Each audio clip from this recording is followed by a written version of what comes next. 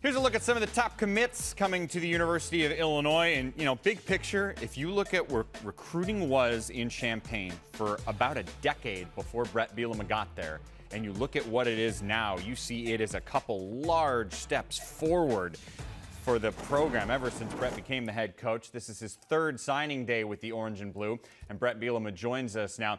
Bret, we saw in there some really talented guys offensively coming to you. Offensive lineman Andrew Dennis is a guy who was very highly thought of nationally. Why? AJ probably has the ability, to be quite honest, Mike, play tackle to tackle. I think he can play tackle, guard, and center. He reminds me a little bit of a player I signed when I was at Arkansas by the name of Frank Ragnow, who is now the highest paid center in NFL history. AJ is incredibly gifted athletically, really light on his feet. He's plays a little bit of attitude, a little bit of energy, and is a great communicator. So as an O-lineman, those are three very big positive things. And his mentality, just his makeup, a really unique story off the field, the way he got to where he is today, and excited to have him in our program. Well, how did he get to where he is today? He's an adopted child, and Kirkatchewan, I believe is how you say it. And mom and dad, kind of saw naturally he was going to be a big guy, and put him in the world that he's in, and just gravitated to football. He was a Michigan State commit last year. We thought we were really close to getting him. Went on campus last June and committed to Michigan State. And then when there was some transition there, he had enough gumption, enough attitude that he decommitted, and he visited Penn State. Then he visited Clemson and came to us for our last home game and committed to us on the spot. And I knew when he was here, we were going to probably get him, and it's been a great story all the way through. Oh, that's pretty cool. Tell me about Khalil Valentine. What's he like? Khalil, another unique story from out in the Phoenix area.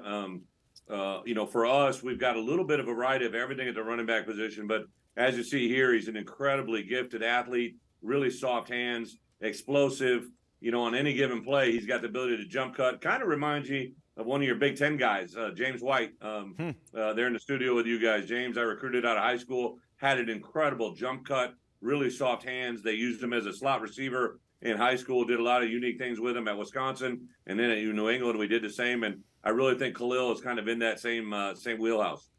You got the Mississippi Mr. Football coming to your program, Trey Petty. How did he first get on your radar? Trey comes from Starkville High School, same high school as Luke Altmaier. Obviously, a really talented program. Coach Jones, who's been there, and I believe they played back-to-back state titles. Trey was the 7A Player of the Year. Was a guy that literally came on our radar. Barry Lunny went down and saw him. I watched film on him. Knew we wanted to have him. There he is, kind of running over. I put on film one of his more graceful runs, but he loves the ones when he runs people over. So he's not a normal quarterback. Extremely competitive. He was just in the Mississippi-Alabama All-Star game, and he was voted the Mississippi MVP of the game. So a really, really talented player, and excited to get him in our QB room. You've made a clear emphasis from day one on the job that state of Illinois kids and city of Chicago kids are an emphasis for you. Give me an idea, who are some of the guys in this class who could make an early impact on your team? Well, we signed four guys from the state of Illinois. I couldn't be excited. I think this is the third year in a row. In my opinion, we might have taken the best player out of the CPS, the Chicago Public School System.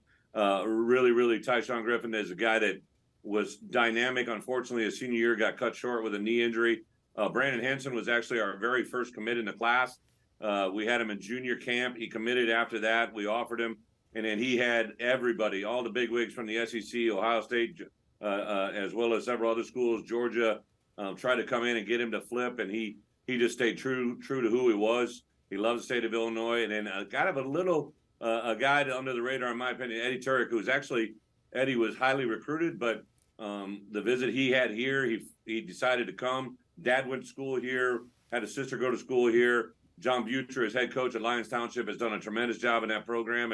And I think Eddie to come in and do what he's doing, I'm excited to see where he can go from that point forward. And then kind of a guy that, for me, I'm an old outside linebacker coach. Joe Barna has been just a blessing to us. And again, us in Wisconsin, he OV'd there. We ended up taking him the next week, flipped another kid, Vernon Woodward, from Wisconsin to us, and really thought those kids on their weekend kind of had a special bond and ended up making it out pretty good for us. Again, it is impressive to see the big jumps forward recruiting-wise that you have done to this program ever since you got involved. Bret, thanks for your time. Have a great holiday, man. Thank you, Mike. Appreciate it. ILL. I.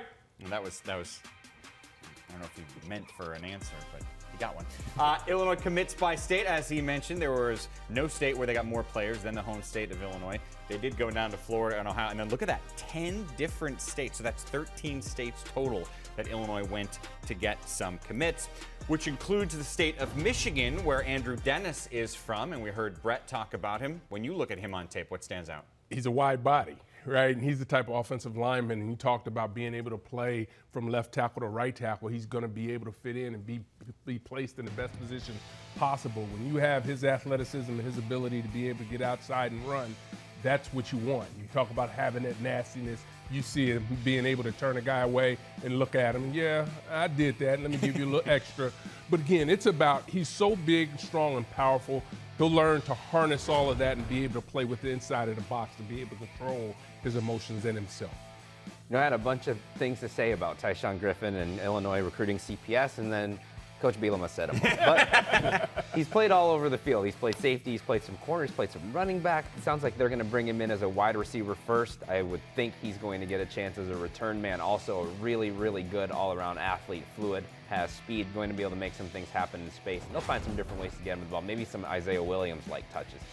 Daniel Brown is a junior college prospect who, 6'1", 240 pounds. It doesn't blow you away with the measurables, but he had 18 sacks this season and 23 tackles for loss. Just super explosive, is always in the opposing backfield, extremely disruptive, can play from a 3-point or a 2-point. They list him as an outside linebacker, so I think we're going to see him in a 2 a lot at Illinois. Demetrius John is an interior defensive lineman who we had a chance to see in some camps last spring, and he was one of the best athletes that we saw as an interior guy. Extremely fluid, changes directions very well. I think he's going to add weight and be another really good one. Illinois has done a really, really good job at that position. Johnny Newton, Keith Randolph, those guys weren't necessarily super highly ranked recruits who are going to end up playing on Sundays. I think Demetrius John is the same. We know Brett Bielema wants to run the football, and they've been looking for that next Chase Brown. Well, you heard Coach Bielema talk about him. He loves Khalil Valentine. Said he reminds him of James White. You see the soft hands already. He's good in the screen game. Also a 10 800-meter dash guy, so he's got the high-end speed. But what you really see on this tape is great vision, feel. You see him get into those jump cuts to set up the runs. He's a mature runner, which I think he can compete day one in this system. Couple of 4 stars on offense, but I mentioned big picture. You look at the years before him, nationally ranked, the classes were mid-70s, low 80s, mid-50s. All 3 of his classes have been in the low 40s since he became the head coach at Illinois. Big jump forward in Champaign.